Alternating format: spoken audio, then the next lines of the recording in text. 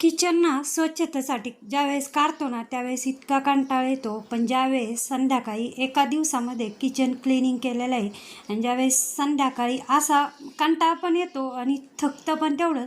पण ज्यावेळेस संध्याकाळी एवढा स्वच्छ असा किचन दिसतो ना एकदम चकाचक, त्यावेळेस इतका उत्साह वाटतो की झालेला जो थकवा असतो तो सगळा निघून जातो. आणि आता एका दिवसात फक्त किचन डीप क्लिनिंग कसा केलं, तर सगळ्यात आधी काय केलं आहे मी, हे प्लॅस्टिकचे ते घासून घेतलेले आहे. घासून म्हणजे असे आपले पाणी केलेलं आहे आणि त्यांनी फक्त असे कपड्यानी किंवा स्पंजची जी घासणी असते ना त्यांनी चोळून घेतलं. याच्यामुळे काय होतं की याच्यातली जी डिझाईन आहे ना ती निघत नाही आणि आपले हे स्वच्छ पण निघाले जातात. ते सगळं घासून आणि आधी सुकवलेलं आहे सगळे आणि तिथलं जेवढं आहे ना किचन स्टाईलचं तेवढं मी पुसून घेतलेलं आहे किंवा मग धुवून घेतलेलं आहे. आणि त्याच्यात जे सामान असतं डाळी कडधान्य किंवा मग छोटे छोटे डबे असते त्याच्यात असे छोटे वस्तू असताना त्या सामान जे असतं डाळी बिळी त्या लगेच भरून ठेवलेलं आहे. म्हणजे ना किचन काढताना जास्त असं पसारा दिसत नाही आणि कंटाळा पण येत नाही. आणि मग जेवढे प्लॅस्टिकचे आहे ना तेवढे मी एकाच वेळेस घासून आणि सुकवलं. आता इकडं जे आहे ना त्याच्यामध्ये मी एका याच्यात बेसन पीठ धने बिने असं ठेवलेलं आहे. म्हणजे फोडणीचं किंवा मसाल्याचे जे साहित्य असतं ना हळद तिखट मीठ, म्हणजे डब्यांना हात लागला जात नाही आणि असं पिवळ्या किंवा लाल असे डाग पडत नाही हळदीचे, म्हणून मी कागद खाली टाकला. तिथला तो जेवढा भाग आहे ना जिथं हे डबे ठेवायचे तो पण मी आधी धुवून घेतलेला आहे आणि ते पण सुकवून आणि त्याच्यातलं जे सामान आहे त्याच्यात लगेच ठेवून दिलेलं आहे. आता हे कांदा बटाट्याचं आहे ते पण असं घासून घेतलं, ते पण सुकवलं. आता हे प्लॅस्टिकचे जे चमचे बिमचे ठेवायचं असतं ना ते पण घासून आणि सुकवलेलं आहे. त्याला आहे ना खडू हे केलेलं आहे त्याच्यामुळे ते असं दिसतं आहे. आता सगळं हे ठेवून दिलं जिथल्या जिथं, म्हणजे जवळजवळ निम्म्याच्या पुढं जो पसारा असतो ना किचनमधला तो कमी होतो आणि जो आपण बाकीचा काढतो ना एकाच वेळेस कशात काय ठेवावं ते सुचत नाही. आता हे काय केलेलं आहे मी, स्टीलचे डबे मोकळे केलेले आहे आणि एकाच वेळेस स्टीलचे डबे मोकळे केलेले नाही, मी निम्मे असे घेतलेले आहे. म्हणजे 20 डबे असेल तर 10 डबे घेतले, ते मोकळे केले आणि ते डबेही घासून आधी उन्हामध्ये सुकवले. मग कपड्यांनी पुसून ना त्याच्यामधलं जे सामान असेल ना ते लगेच त्याच्यामध्ये ठेवून दिलं. आता काय केलं आहे, डबे एकदम सोप्या पद्धतीनं न घासताना एकदम सोप्या पद्धतीने मी घासलेले आहे. तो म्हणजे एक सगळ्यात आधी पाणी घेतलं कोमट, त्याच्यात शॅम्पू टाकला, त्याच्यात विम लिक्विड जेल टाकलं, कपडे धुण्याचा पावडर टाकला. आता विम लिक्विड जेल म्हणजे हे जे आपण जे पाणी केलेलं आहे ना डबे घासण्यासाठी त्याला कमी मेहनतीत पटकन असे किती तेलकट चिकट झालेले डबे ना पटकन निघत्या, म्हणून हे असं मी एक पाणी केलं आणि त्याच्यात न घासता फक्त कपडा घेतला कॉटनचा जाड असा किंवा मग आपली स्पंजची जी घासणी असते ना ती घेतली.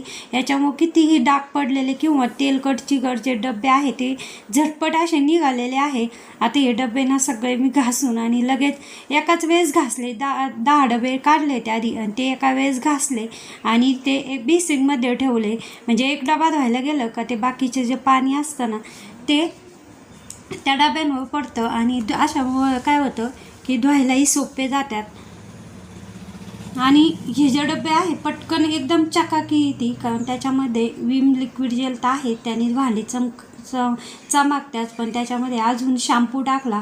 आता शॅम्पूचा वास येत नाही अजिबात. शॅम्पूचा जो स्मेल असतो ना तो नाही येत, कारण याच्यामध्ये आपण कपडे धुण्याचा पावडर आणि विम जेल टाकले ना आणि त्याच्यामुळं धुवायला पण अजिबात अशी तकलीफ होत नाही. आता हे भांडे ना डबे सगळे मी असे घासून घेतलेले. कितीही आता या डब्यांना ना इतके असे चिकट असे डाग पडलेले होते ना, पण झटपट असे किती मोठे डबे असे लगेच पाण्यात बुडवल्या त्याच्यामध्ये थोडंसं फडकं किंवा मग आपलं कॉटनचा कपडा किंवा मग आपलं स्पंजची जी घासणी असते त्याने फक्त चोळायचे आणि आता एका वेळेसच बेसिनमध्ये घासून ठेवले. आता हे जे डबे आहे ना ते मी लगेच उन्हामध्ये सुकवले आणि कपड्याने पुसून त्याच्यातलं जे सामान काढून ठेवलं होतं ना ते लगेच ज्या त्या डब्यात असं एकाच वेळेस सगळं सामान काढून ठेवलं किंवा मग एकाच वेळेस डबे सुकवून आणि वाळवले की कशात काय ठेवलेलं होतं तेही लक्षात नसतं. म्हणून मग मी हे डबे घासून सुकवून आणि लगेच त्याच्यात सामान काढलं आणि मग हे डबे सगळे असे घासून झाल्यानंतर ना मग बाकीचे जे डबे आहे ना ते पण याच पद्धतीने सगळे असे घासून घेतले. बघा इतके असे फक्त हे असं पाणी केलं आणि त्याच्यात बुडवले, न घासता एवढे डबे असे चकाचक निघालेले. आता काय केलं आहे, पुन्हा तसंच असं थोडंसं वेगळं असं पाणी केलेलं आहे. किचनची स्टाईल 2 महिन्यापासून ना किचनची स्टाईल स्वच्छच केलेलं नव्हतं, त्याच्यामुळे इतकी तेलकट आणि चिकट झाली ती. मग तसंच केलं, पाणी केलं, शॅम्पू टाकला, पण आता त्याच्यात आहे ना थोडासा लिंबू पिळून टाकला. शॅम्पू, विम लिक्विड जेल, कपडे धुण्याचा पावडर, एक लिंबू पिळला आणि कोमटच पाणी घेतलेलं आहे, थोडंसं आपल्या हाताला चटके सहन होईल एवढं. आणि आता हे बघा, गॅसची शेगडी जी आहे ना ती जास्तच अशी काळी झालेली आहे आणि किचन ओटा ही एकदम तेलकट चिकट असा दिसत होता. आता ह्या पाण्याने ना तर किचन स्टाईल किंवा किचन ओटा तर तो घासायचाच आहे आपल्याला. पण मी काय केलं आहे, आपलं जे टॉयलेट क्लीनर असतं ना ते हे जळालेला भाग आहे त्यांनी ते टाकलं थोडंसं आणि लिंबानी चोळलं आणि थोड्या वेळ असंच भिजत ठेवलं. इतका असा किचन ओटा एकदम चकाचक असा निघाला. गॅसची शेगडी जी आहे ना ती झटकं पेट अशी घासावासुद्धा लागली नाही. फक्त हाताने चोळलं लिंबानी की लगेच ती गॅसच्या शेगडीचं जे काळे झालेल्या होत्या प्लेटा त्या निघाल्या. बघा आता किचन ओट्याची जे डिझाईन असते ना काही वेळेस तिच्यामध्ये असं मेणचट तेलकटपणा जाऊन बसलेला होता. ह्या पाण्याने असं चोळलं तरी तो किचन वाट्याचं तेलकट आणि काळपट थोडंसं असं पाणी दिसतंय ते सगळं असं निघालेलं आहे. बघा इतकं असं तेलकट, म्हणजे एवढं असं एकदम असं काही वेगळं केलं की म्हणजे कंटाळाही येत नाही आणि किचनही एकदम आपला चकाचक असा निघतो. याला फक्त असं चोळलेलं आहे, थोड्या वेळ भिजून दिलं तेवढा काळपटपणा, गॅसचा जो काळपटपणा आहे ना तो सगळा निघून गेलेला आहे. आणि जे पाणी केलं होतं ना शॅम्पूचं, लिक्विड जेलचं किंवा ते लिंबू टाकून, त्याने एवढा असं हे जो मेनचटपणा स्टाईलला आहे ना तो सगळाचे सगळा असा निघालेला आहे. काही मिनटात आता पाण्याने ना मी हे सगळं धुवून घेते आणि मग पुन्हा आपला कॉटनचा कपडा घातलेला आहे चांगल्या पाण्यात बुडून. आणि पुन्हा कारण ते थोडेसं असं काळपटपणा त्याला चिटकून असतो, नुसतं पाण्याने धुवून काही निघत नाही. मग कपड्याने पुन्हा मी चोळून आणि असं चोळून घेतलेलं आहे. आणि आता हा किचन ओटा जो आहे इतकं असं तेलकट पाणी निघालेलं आहे, तेलकट चिकट पाणी. लगेच असं आधीचं किचन ओटा ना आताचं एकदम चकाचक अशी स्टाईल निघालेली आहे. आता कपड्याने एका स्वच्छ कपड्याने ना सगळं गॅस आणि ते पुसून घेतलेलं आहे पाणी घेऊन. आता सगळा किचन ओटा जो आहे तो स्वच्छ झालेला आहे. बेसिन पण लगेच सिंक जे असतं किचनचं ते पण एकदम स्वच्छ निघालेलं आहे. त्यानेच मी त्याच पाण्याने आपले नळ जे असतात ना किचनमधले सिंकमधले ते पण मी स्वच्छ घासून घेतलेले आहे, तेही एकदम चकाचक निघालेलं आहे. आता हेच पाणी थोडंसं साईडला ठेवलं होतं मी आणि त्याच पाण्याने आपलं हे मान्य जे असतं ना ते पण पुसलेलं आहे, तर ते एकदम चकाचक निघालं आहे. आता ही जी स्टीलची मान्य आहे ना ती मान्य काय केली, त्या पाण्यात बुडवली आणि कपड्यानी असं तिथं काढता येत नाही. आता ती फिट केलेली भिंतीला, ती फक्त मी कपड्यानी पुसली त्या शॅम्पू आणि लिक्विड जेलच्या कपड्यानी आणि पुन्हा एकदा सुक्या कपड्याने पुसली तर एकदम चमकायला अशी स्टीलची मान्नी पण लागली. आता काय होतं, या मान्नी ज्या अशा कडा बिडा आहे ना त्या आपण पुसतो त्यावेळेस त्या कडा अशा काळपट होत्या. मग मी काय केलं आहे, आपली भांड्याची जी घासणी असते ना तिने त्याआधी सगळ्या किचनच्या खालची जे असते ना लादी ती मी घासून घेतलेली, जिथं काळं, आणि सगळीकडं असा थोडासा निरमा टाकलेला आहे आणि थोडं पाणी टाकून ना घोळाने असं मी कडा बिडा सगळ्या अशा त्या किचनच्या लादीतल्या ज्या मधले कडा ज्या असतात ना त्या मी अशा घोळाने स्वच्छ केलेला आहे. स्वच्छ घोळ आधी धुवून घेतलेला आहे मी, जाड घोळ घेतलेला आहे. आणि इतका स्वच्छ असं निघतो ना, त्याच्या खाचामध्ये जे जाऊन बसलेली घाण असते ना ती पण निघते. आणि इतका म्हणजे एकदम सोप्या पद्धतीने ना अशा पद्धतीने किचन स्वच्छ केला ना झटपट होतो. एका दिवसात हा किचन मी स्वच्छ केलेला आहे. आता काय केलं आहे, डबे सुकते आहे तेवढ्या वेळेत ना सुकलेले आहे आणि त्याच्यात मी लगेच सामान पण ठेवलेलं आहे आणि आधी किचन धुवून घेतलेलं आहे सगळा. आणि मग आता हे डबे लावायचे, डबे आणि स्टीलचे भांडे असतात छोटे तेवढेच लावायचे बाकी. आता हे सगळं पाणी काढायला जागा नाही आहे, मग मी काय केलं, एक मोठा कॉटनचा कपडा घेतला, स्वच्छ पाणी घेतलं, पुसून घेतलं. आता हे छोटे जे भांडे होते ना ते पण घासून ठेवले. आता हे ज्याच्यात शेंगदाणे बिंगदाणे असे होते ना सगळं ते डब्यात ठेवलं आहे. आणि आता किचन थोडासा फॅन लावून सुकायला ठेवला. आता किचन सुकलेलं आहे. आता हे मसाल्याचे डबे ते मी डबा घासून ठेवला होता ना तो पण सुकलेला आहे, तो आणला. आता सगळ्यात आधी ना पण एवढं थकवा आला आता किचन एका दिवसात एवढा स्वच्छ केला डीप क्लिनिंग ना, तर एवढा थकवा आलता. मग सगळ्यात आधी ना चहा बनवते. आता ज्याच्यात सामान ठेवलेलं आहे ना म्हणजे चहाचं सामान, ते डबे मी जेवढे होईल ना तेवढे लगेच आणलेले आहे. आणि हे जे मोठे मोठे डबे आहे ना, आता थोडेसे पुन्हा एक धुळबुई काही असे बसलेले असले किंवा मग आता असा हात लागला ना, मी पुन्हा एक छोटा असा कॉटनचा कपडा घेतला. पुन्हा आता हे डबे जे आहे ना ते पुसून, आता हे जड जड जे डबे असते ना शेंगदाणे साखर ते असे तांदळाचे ते डबे मी मांडणीला लगेच ठेवून दिलेले आहे पुसून पुन्हा एकदा.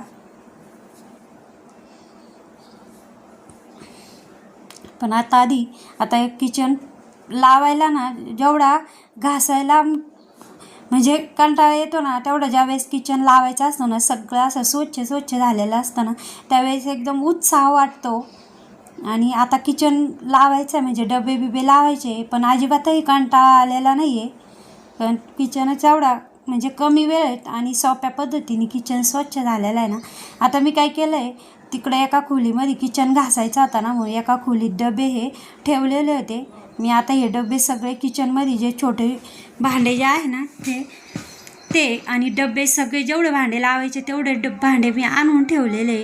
आणि पुन्हा एकदा थोडंसं एक म्हणजे थोडे असे पुसून घेते. काही असे पाण्याचे काही डाग असले तर ते निघून जातात. आणि डबे ज्यावेळेस सुकले ना त्यावेळेसच मी आतमधूनही पुन्हा पुसून घेतले होते.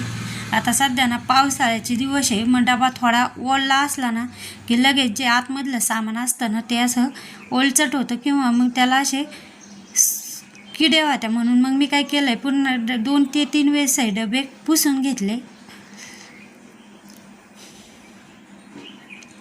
आता जे त्याच्या डब्याचे झाकणं पण लावले आणि त्याच्या डब्यात ते त्या डब्यात काय होतं ते पण ठेवून दिलं ना.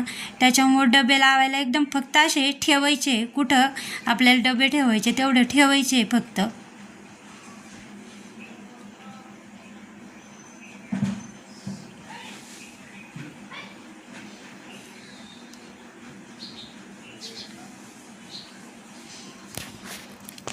मांडणी पण म्हणजे फक्त एक शॅम्पूची पुडी, एका शॅम्पूच्या पुडीमध्ये ना एवढा असा किचन एकदम स्वच्छ केलेला आहे. आता आषाढ महिना संपलेला आहे, जवळजवळ संपतच आलेला आहे. म्हणून आषाढ काढला. आता हे डबे लावताना ना म्हणजे जे जड आहे ना डबे ते मी खाली ठेवलेले आहे.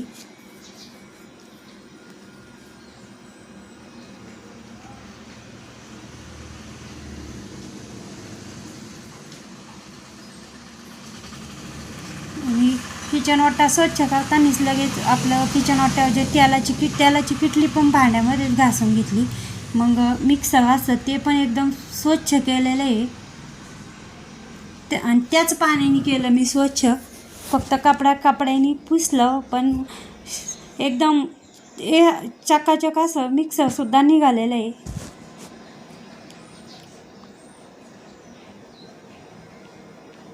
आता हा गुळाचा डबा ना थोडासा वेगळा म्हणजे तो लक्षात येतो असा ठेवलेला आहे. गोल डबा केलेला आहे, लक्षात येतो. आणि मग बाकीच्या डब्यांना अशा हात लागल्या जात नाही. आता भाजीला ज्या डाळी बियाला लागत्या ना त्या प्लॅस्टिकच्या डब्यात म्हणजे डब्याला हात लागल्या जात नाही आणि ते घाण पण होत नाही. मग आता छोट्या मांडणीतनं आधी कागद टाकलेले, कागद टाकून घेतले आणि मग ते पण भांडे लावून दिलेले. कागद असा मधून फोल्ड केला, कारण छोटे जे भांडे असतात ना काही वेळेस ते ग्लास जे असतं ते पडत्या. आणि असेच भांडे कागद न टाकता ठेवलं की मांडणीला पण जास्त डाग पडत्या. कागद बदलता येतो. मग असे आता या छोट्या मांडणीत ना थोडेच भांडे ठेवलेले आहे, जास्त काही भांडे ठेवलेले नाही.